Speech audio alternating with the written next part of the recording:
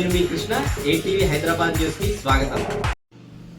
పీర్జాదిగూడ శంకర్ నగర్లో నగ్నంగా విగ్రహంతో పరిగెత్తి చెరువులో దూకి ఆత్మహత్య చేసుకున్న సాఫ్ట్వేర్ ఇంజనీర్ తేజస్విని సీసీ ఫుటేజ్ని మనం చూసాం. అసలు ఎందుకు ఆత్మహత్య చేసుకుంది అనే దానిపై పలు అనుమానాలు వ్యక్తమవుతున్నాయి.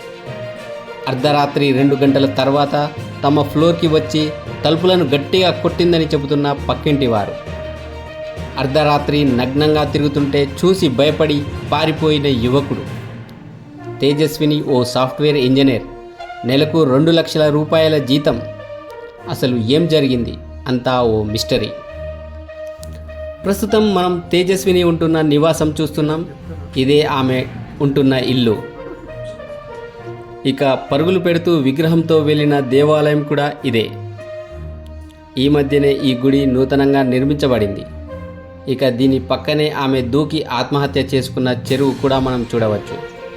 స్క్రీన్పై చూస్తున్న మందిరంలో అమ్మవారి విగ్రహం తీసుకువెళ్ళింది కూడా ఇక్కడే. ఈ పార్కులో అమ్మవారి చీరను చూడవచ్చు. విగ్రహంతో చెరువులోకి దూకి ఆత్మహత్య చేసుకున్న చోటు చూస్తున్నాం. విగ్రహం కోసం వెతుకుతున్న హైడ్రా బృందం. మృతదేహం లభించింది, కానీ విగ్రహం ఇంకా దొరకలేదు. అంతా మిస్టరీ. ఏమో సార్, ఫ్రైడే నైట్ వచ్చేసి ఆ అమ్మాయి న్యూడ్గా బయటికి వచ్చేసిందంట 2:30 అరౌండ్. అయితే ఫస్ట్ ఆ అమ్మాయి వచ్చేసి మా డోరే కొట్టింది అని మేము దొంగలు అనుకొని మా అత్తమ్మ డోర్ ఓపెన్ చేయలేదు. మళ్ళీ వెంటనే కిందికి వచ్చేసింది. కింద ఫ్లోర్కి వెళ్ళి గ్రౌండ్ ఫ్లోర్కి వెళ్ళి వాళ్ళ డోర్ కూడా కొట్టిందంట. వాళ్ళు ఒక అబ్బాయి బయట ఉన్నారు. ఇక వాళ్ళ ఇంట్లోకి వెళ్ళి వాళ్ళు భయపడేసి ఆ అబ్బాయి పరిగెత్తుకొని వెళ్ళిపోయింది. చెరువు సైడ్ వెళ్ళిపోతుంటే రోడ్ సైడ్ వెళ్ళిండు అబ్బాయి. ఆ అమ్మాయి చెరువు సైడ్ వెళ్ళి గుడి ఉంటుంది, అమ్మవారి గుడి రీసెంట్గా కట్టినారన్నమాట. ఆ గుడికి వెళ్ళి అమ్మవారి విగ్రహం తీసుకొని డైరెక్ట్ చెరువు సైడే వెళ్ళిపోయింది అమ్మాయి. నేను పర్సనల్గా అయితే వాళ్ళ గురించి ఏం తెలియదు సార్. వాళ్ళు 1 మంత్ కోసం అని వచ్చారంట. వాళ్ళ డీటెయిల్స్ అయితే మాకు ఏం తెలియదు అసలు. మీది ఇంట్లో ఓన్ ఫ్లాటా మేడం? రెంటెడ్? మేము రెంట్కుంటాం. 1.5 year నుంచి ఉంటున్నాం. అంటే పర్ మంత్ ఎంత ఉంటుంది మేడం ఇక్కడ అందాజా? 11,000 సార్. అయితే వీళ్ళు మనకు 3,500 పర్ డే అని చెప్తున్నారు మేడం. అంటే వాళ్ళు ఏమో సార్, వాళ్ళ ఆఫీస్ అని విన్నాము. డైలీ వస్తుంటారు, ఫ్యామిలీస్ వస్తుంటారు, బ్యాచిలర్స్ వస్తుంటారు. అంటే దాదాపు 1,00,000 రూపాయల దాకా వాళ్ళు పే చేసిర్రు అంటున్నారు. ఉండొచ్చు సార్, దాని మీద అనుమానాలు వస్తున్నాయి. అమౌంట్ గురించి అయితే మాకు ఐడియా లేదు. ఓకే అండి. అయితే ఆమె ఇంతకుముందు సాఫ్ట్వేర్ ఎంప్లాయ్ అని చెప్తున్నారు.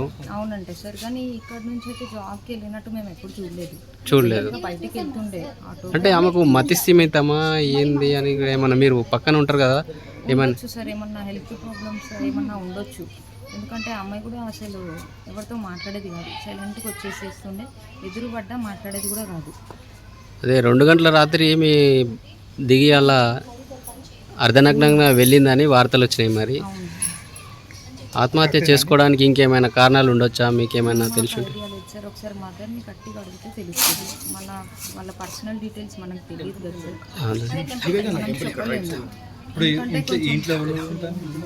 మేము ఉంటాం ఫస్ట్ ఫ్లోర్. వాళ్ళు ఎవరు ఉంటారు? వాళ్ళు మదర్ అమ్మాయి ఇద్దరే ఉండేవాళ్ళు.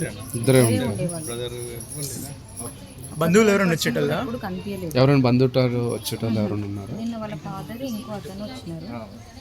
ఇంతకు ముందు ఒక వారం రోజుల క్రితం కానీ ఎవరైనా రావడం కానీ?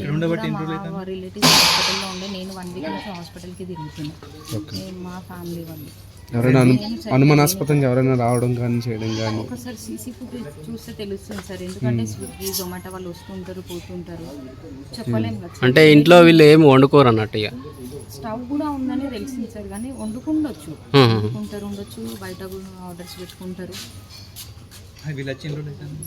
1 month అయింది వచ్చి 1 month అవుతుంది. Thanks for watching. Please like, share, subscribe.